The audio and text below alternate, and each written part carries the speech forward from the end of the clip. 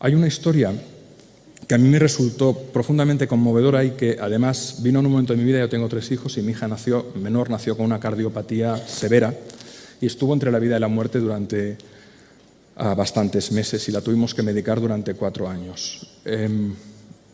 Hay una obra que se escribió hace tiempo que fue objeto de un gran éxito editorial internacional y que la escribió el segundo Nobel japonés que ha dado la historia, Kenzaburo Oe, narrando la vida de su hijo Hikari.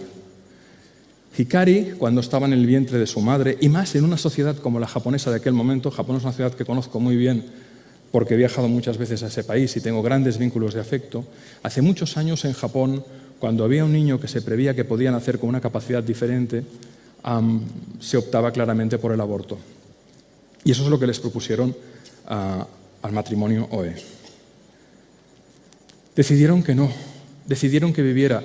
Y la gran decisión vino porque Kenzaburo, su padre, que era periodista, fue encargado de hacer un reportaje a Hiroshima y vio la resiliencia, la longanimidad que habían tenido todos esos habitantes después de la bomba atómica y que habían tirado adelante. Y dijo, si ellos han podido, vamos a tirar adelante. Hikari nació con una hidrocefalia atípica que le provocó que se herniara su cerebro. Imaginad su cabeza como si fuera un globo apretado, anillado, por lo tanto su cerebro tenía 2 partes.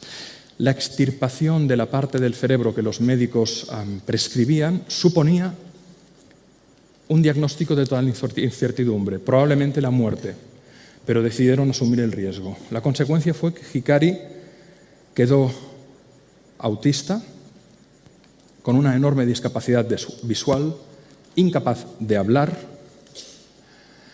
con ataques epilépticos y que además tiene dificultades de movilidad y de control de esfínteres.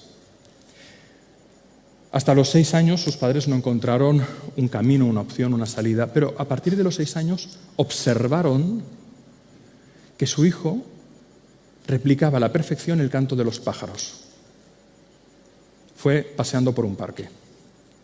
Y a partir de esta observación, sus padres decidieron comprarle melodías de pájaros, diferentes melodías y diferentes registros, para que Hikari pudiera ensayar. Y lo hacía de maravilla. De modo que cuando tenía 11 años contrataron a una profesora de música que le empezó a enseñar piano.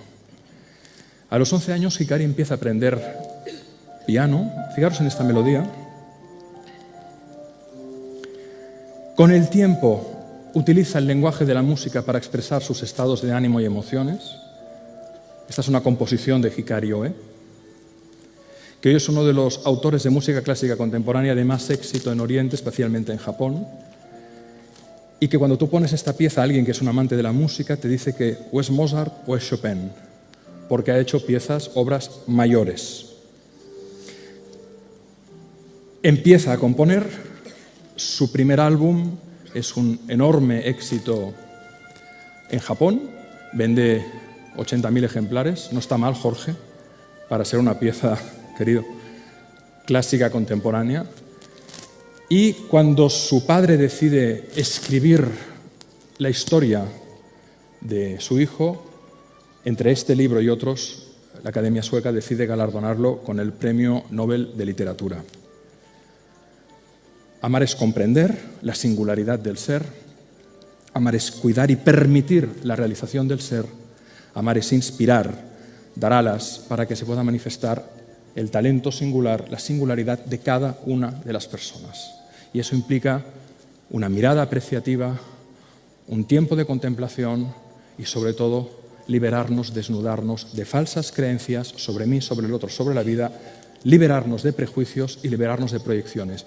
Y eso no es un ejercicio mental, solo mental. Es un ejercicio que lleva a lidiar, llámale a través de un proceso de terapia, de psicoterapia, a través de un proceso de psicoanálisis. Hay muchas herramientas contemporáneas poderosísimas como el análisis transaccional que todos deberíamos conocer a un nivel de profundidad que nos permitirían desarrollar nuestra inteligencia psicológica y, por lo tanto, una dialéctica que haría que el vínculo, que es la palabra mágica, que la vincularidad sea potente, sea fuerte, porque eso es lo que nos transforma.